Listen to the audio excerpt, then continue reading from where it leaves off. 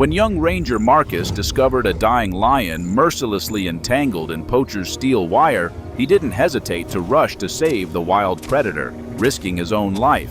However, neither of them suspected what incredible turn awaited ahead. Several months later, when enraged elephants cornered Marcus in a hopeless situation, that very same lion appeared out of nowhere and stood boldly in defense of his savior, leaving all witnesses of this scene frozen in speechless shock.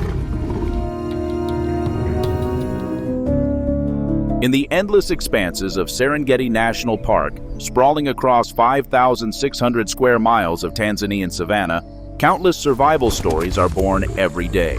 But the story of Marcus Mwanza and the lion he named Amani became a legend even during their lifetime.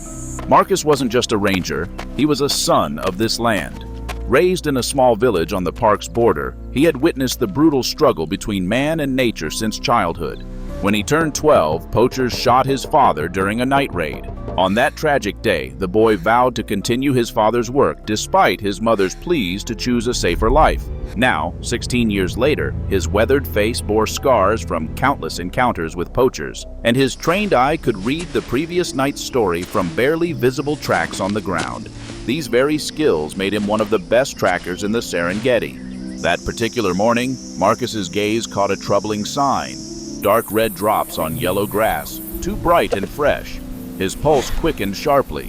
Turning off the engine, he silently left the vehicle and followed the bloody trail. Rounding dense acacia thickets, Marcus froze at what he saw.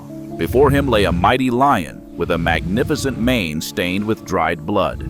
Steel wire from a poacher's trap had mercilessly cut into the beast's body, leaving deep bleeding wounds. When the predator's amber eyes met the man's eyes, Marcus didn't see the expected fury, only immeasurable exhaustion and pain. A quiet roar, more like a moan, tore through the morning silence. It was obvious. The beast had spent more than 1 hour in the trap, gradually losing strength. Experience screamed of danger.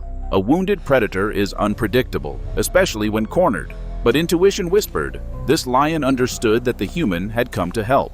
Slowly retrieving wire cutters from his backpack, Marcus whispered, "Hang in there, buddy." Inch by inch, he freed the lion from its deadly bonds. The wire resisted, now cutting into his own fingers until they bled, but he didn't stop. Adrenaline pulsed through his veins, making every nerve tense to the limit. The lion flinched with pain when the wire pulled away from wounds, but didn't try to defend himself.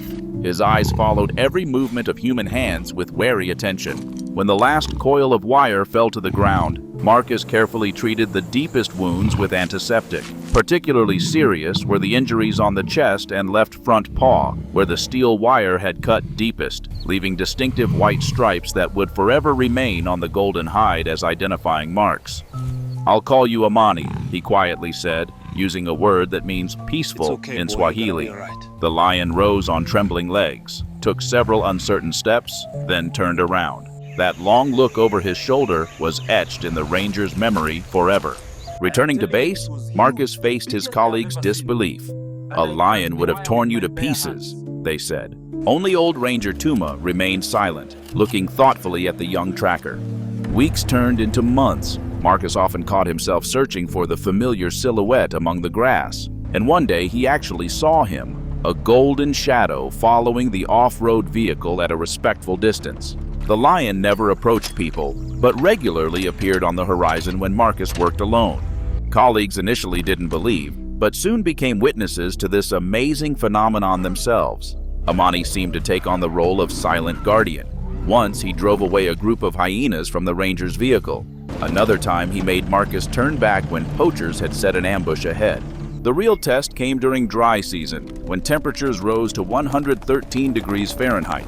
An enraged elephant herd, maddened by thirst and having lost several calves to poachers, threatened a tourist camp. Receiving the alarm signal, Marcus set off to help a group of National Geographic photographers stuck in the herd's path. Trying to distract the elephant's attention with horn signals and headlight flashes, he drove the off-road vehicle into a narrow gorge where the car got stuck between boulders. The engine stalled at the worst possible moment. The ground trembled underfoot. An enraged bull weighing about 6 tons, with a broken left tusk and old scars from poacher bullets, was leading a herd of 12 elephants straight at him. The massive gray figure appeared in the passage, filling all the space. The elephant raised his trunk and issued a deafening trumpet sound. Marcus understood. There was nowhere to run. And suddenly a swift golden silhouette emerged on a rock ledge above the elephant's head. Marcus's heart beat faster. Even in this critical moment, he instantly recognized the lion by those same distinctive white scars on chest and left front paw, remaining from the poacher's wire. It was Amani. The lion leaped, landing between man and giant. His roar, full of fury and challenge, cut through the air like thunder. The lion alone confronted an animal dozens of times his weight. He lightning fast dodged trunk strikes, drawing the elephant's attention to himself.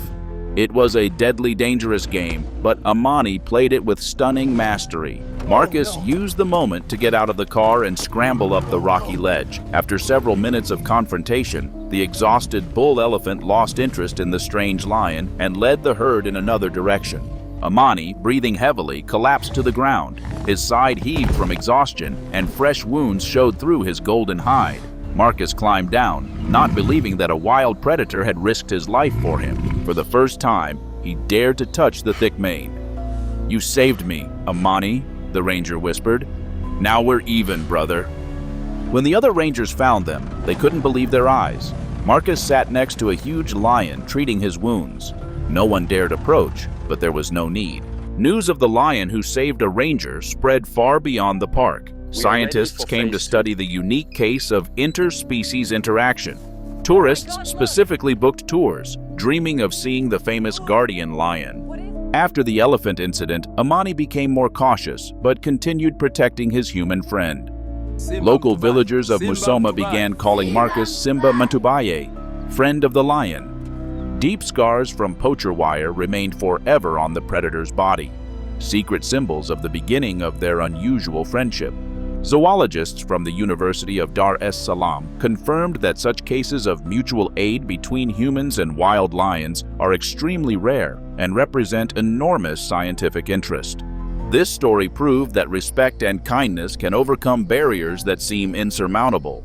In the unspoken promise between man and lion lay a power capable of changing not only their lives, but people's attitude toward wildlife throughout East Africa.